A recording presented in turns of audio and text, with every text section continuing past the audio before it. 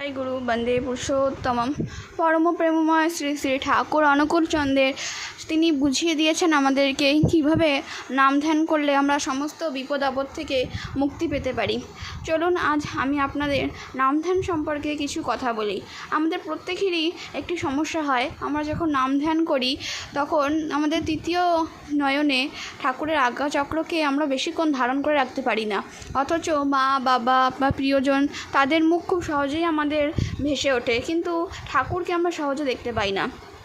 এর উপায় হিসেবে অবিন দাদা আমাদেরকে বলেছেন প্রত্যেক দিন ঠাকুরের সঙ্গে কথা বলতে, বিভিন্ন সুখ দুঃখ জ্বালা যন্ত্রণা প্রার্থনা সমস্ত কিছু ঠাকুরকে বলতে। এভাবে ঠাকুরের সঙ্গে কথা বলতে বলতে আমাদের তার প্রতি একটি অনুরাগ তৈরি হয় এবং ঠাকুর আমাদের সমস্ত কথাই খুব আন্তরিকতা নিয়ে শোনেন। এইভাবে ঠাকুরের সঙ্গে কথা বলতে বলতে আমরা আস্তে আস্তে নামে বসবো, তখন শুরু হবে পবিত্র নামের ধ্যান। এভাবে এই নাম ধ্যান করলে আমরা ঠিকঠাকভাবে ঠাকুরকে দেখতে পাবো। আচ্ছা, তাহলে এই নাম ধ্যান যদি আমরা ফলের আশা নিয়ে করি তাহলে কিন্তু হবে না। নাম আমরা কেন করব? আমাদের নামীকে খুশি করার জন্য। যখন আমরা নামীকে খুশি করার জন্য নাম করব, তখন দেখা যাবে খুব সহজেই কিন্তু আমরা নাম ধ্যান করতে পারছি, কারণ আমাদের টার্গেট তো তাকে খুশি করা। ফল পাওয়া তো আমাদের টার্গেট না, আমরা তাকে টার্গেট করছি, তখন দেখা যাবে খুব সহজভাবেই আমরা নাম ধ্যান করতে পারছি। তাহলে এভাবেই নাম ধ্যান করার কথা ঠাকুর আমাদের সবসময়ই বলেছেন। নাম করলে সবসময়ই কোনো না কোনোভাবে তা এফেক্টিভ হয়, জীবনে কোনো না কোনো দিক থেকে তার প্রভাব পড়ে। আর এইভাবে আমরা যখন নাম করতে থাকবো তখন নামের প্রতি আমাদের অনুরাগ তৈরি হবে। ঠাকুর বলেছে অনুরাগ এবং একাগ্রতা এই দুটি নিয়ে নাম করতে। আমরা যদি যান্ত্রিকভাবে নাম করি তাহলে বছরের পর বছর নাম করে গেলেও সেটা কিন্তু এফেক্টিভ হবে না।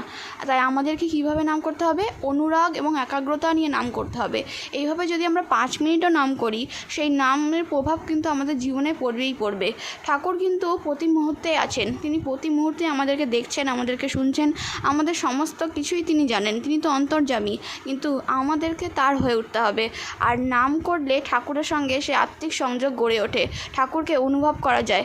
তাই প্রত্যেক দিন আপনারা নাম করবেন, অন্তত এবেলা আধ ঘন্টা এবং ওবেলা আধ ঘন্টা, সকালে এবং ভোরে এবং সন্ধেবেলা আধ ঘন্টা করে ঠাকুরের নাম করার চেষ্টা করবেন সকলেই। সমস্ত কাজের মধ্যে এটাও কিন্তু আমাদের একটা কাজ, আর এই কাজটাই হচ্ছে আমাদের মুখ্য কাজ। তাই আমরা ঠাকুরের নাম ধ্যান করে যাব, এবং ঠাকুরের নাম ধ্যান করতে করতে অনেক সময় এরকম হয় যে আমরা যখন কোনো বিপদে পড়ি তখন আমরা খুব জোরে জোরে নাম করি। তাই আমরা সুখে দুঃখে, এমনকি সুখ এবং আনন্দ, আমরা যখন খুব আনন্দে থাকবো তখনও কিন্তু আমরা ঠাকুরের নাম করে যাব। ঠাকুরের নাম আমরা সবসময় তাকে পাওয়ার জন্য করব। নিজের চাহিদা বা নিজের ইচ্ছা তার কাছে কোনো সময়ই চাইবো না। আমরা যখন আমরা কোনো অসুবিধায় কোনো বিপদে আপদে পড়ি তখন আমরা ঠাকুরের কাছে সেটা বলতে পারি। আমি তা মনে মনে আচার্য দেবের কাছেও বলতে পারি, তা মনে মনে অবিন্দার কাছেও বলতে পারি, কিন্তু চাইতে আমি যাব না। কারণ আমরা কি জানি কি পেলে আমাদের পরম মঙ্গল হবে?